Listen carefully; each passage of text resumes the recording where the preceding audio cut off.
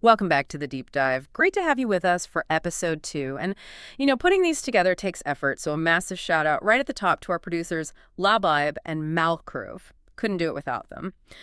So today we're diving into a group that, well, they've been making headlines for a long time. Super sophisticated, really persistent cyber threat actor. You've probably heard some of the names.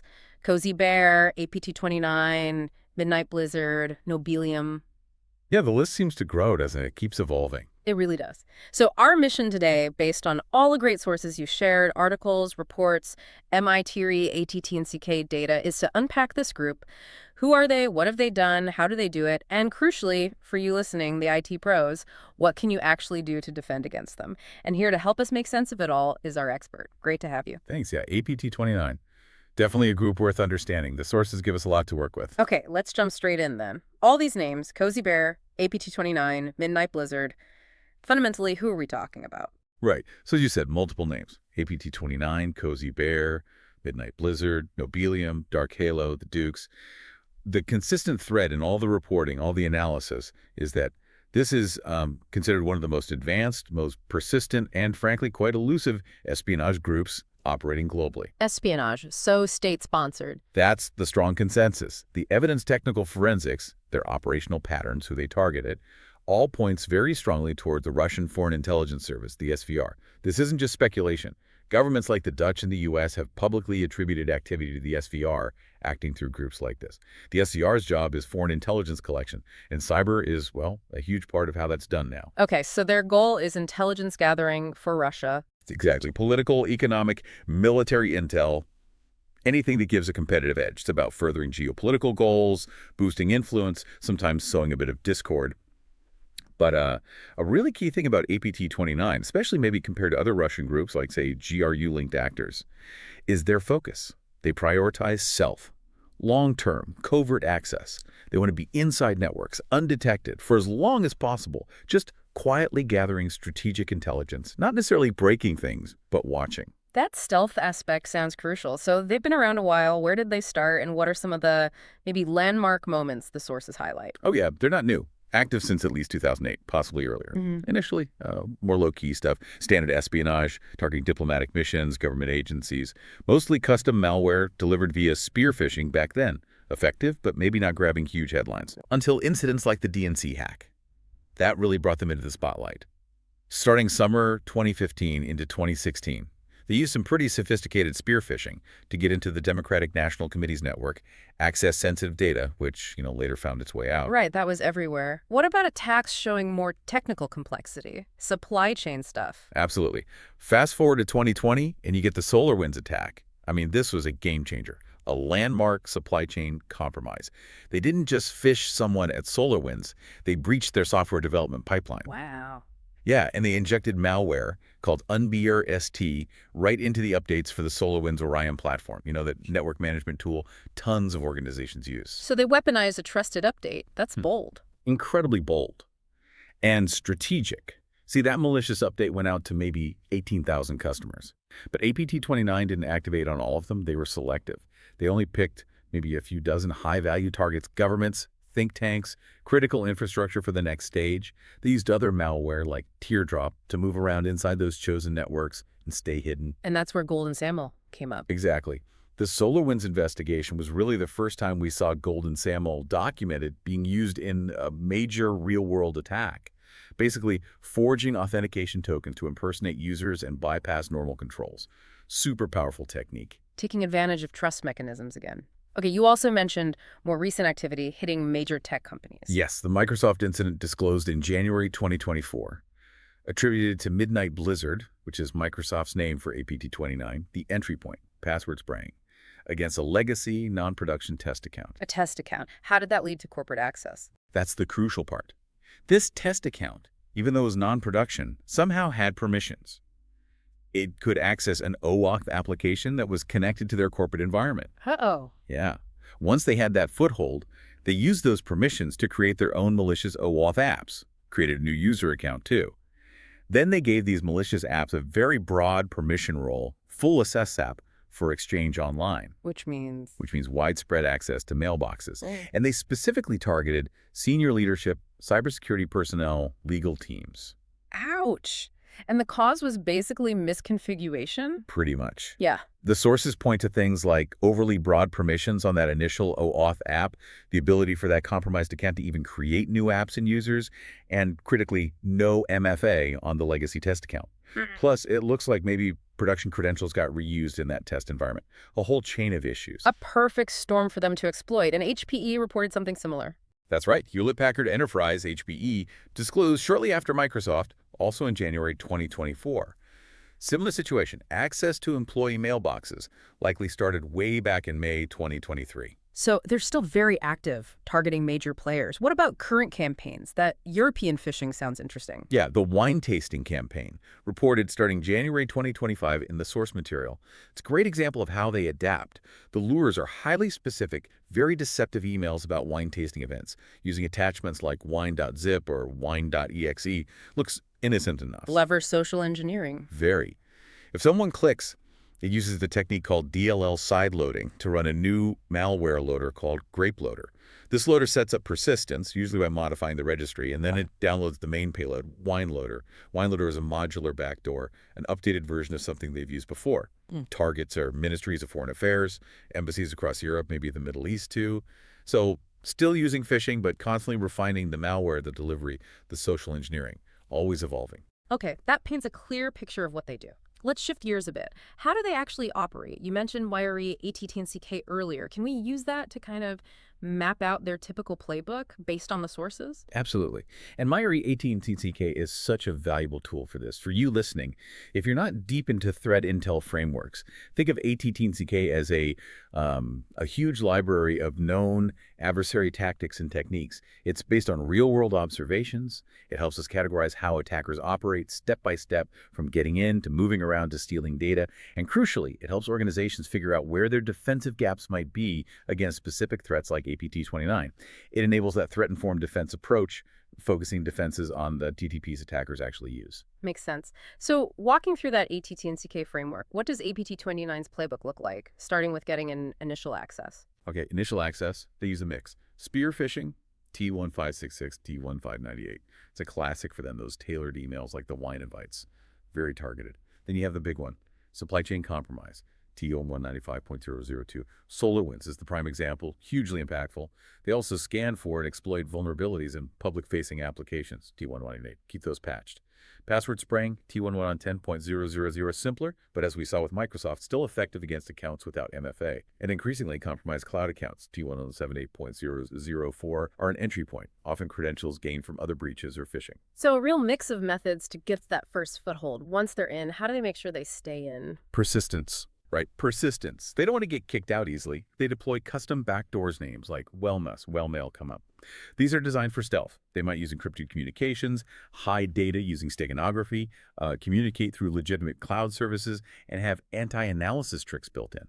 Maintaining access via those compromised cloud accounts, T1078.004, is also key. Maybe escalating privileges in Azure AD, creating hidden admin accounts.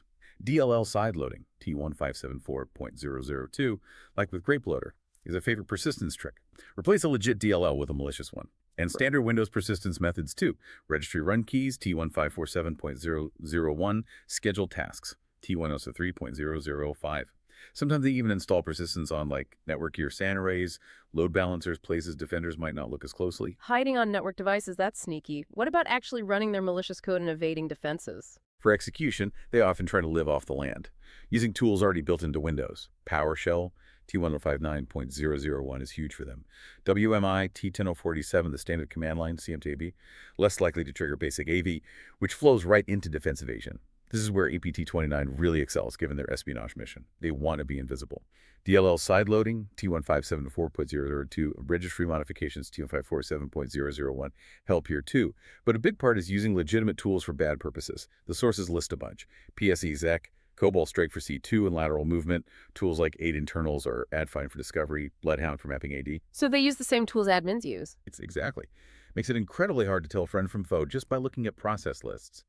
They also use obfuscated files information, T1027, packing their malware using steganography. They'll masquerade, T1036, their processes to look like legitimate system processes. use process injection, T1055, to hide code inside trusted running programs.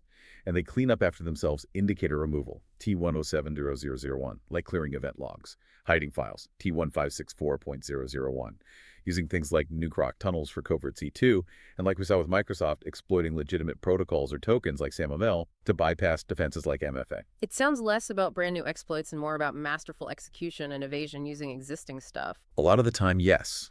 Their sophistication often lies in the how, the operational security, the stealth, rather than just 0 days.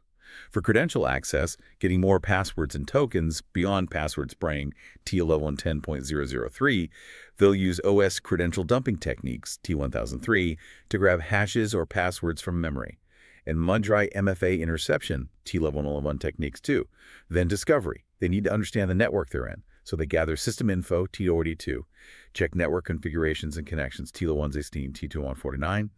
They look at running processes, T1057, files and directories, T2183, user accounts, T0187, map network shares, T11135, understand domain trusts, T1582, the inventory software, T1518, and perform cloud service discovery, T1526.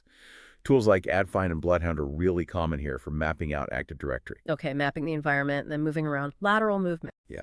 Lateral movement, spreading through the network. They use remote services T2021 extensively, RDP, SMB, WinRM, and increasingly abusing cloud services for movement between systems or tenants.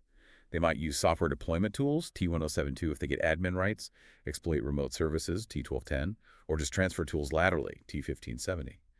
Kerbero's ticket attacks, T1558, like Golden Ticket or the Golden Descent we mentioned, are powerful lateral movement and persistence techniques. Tools like PSSEC and Cobalt Strike facilitate a lot of this. And communicating back to base, command and control. Command and control, C2 needs to be stealthy too. They often use standard application layer protocols, T1071.0.001.004, like HTTPS or DNS tunneling, because that traffic blends in. A key technique noted is using legitimate web services, T1102.002, as C2 channels think OneDrive APIs, Notion APIs, other cloud services. Very hard to block without disrupting business. Standard stuff like proxying T1090 through other compromised machines and using encrypted channels, T1573 is also common. Finally, getting the goods out. Exfiltration. Exfiltration. The whole point of espionage, often done over the C2 channel T1041 itself, or again, exfiltration over web service, T1567.002, uploading data to cloud storage. They'll likely compress the data first, maybe adhere to data transfer size limits T1030 to avoid triggering alerts based on volume. Wow, okay, that's a seriously detailed picture of how they operate, mapped across the ATT and CK framework. It's methodical, it's stealthy, it's adaptable. So the million-dollar question for our listener, the IT pro on the front lines, how do you defend against this? Where do you even start? What do the sources say are the most practical steps? It's definitely a challenge, but not impossible. And a threat-informed defense idea is key. Use this knowledge of their TDPs to focus your efforts where they'll have the most impact. The sources highlight several critical areas. First, you absolutely have to harden those initial access vectors, stop them getting in, or at least make it much harder. Email security has to be top-notch. Advanced filtering, sandboxing attachments, URL rewriting. But also, crucially, user training mitigates T1566, T1598. People need to be able to spot sophisticated phishing. The human firewall. Yep. And patching vulnerabilities. TLA-190 mitigation sounds basic, but APT29 actively exploits known CVEs.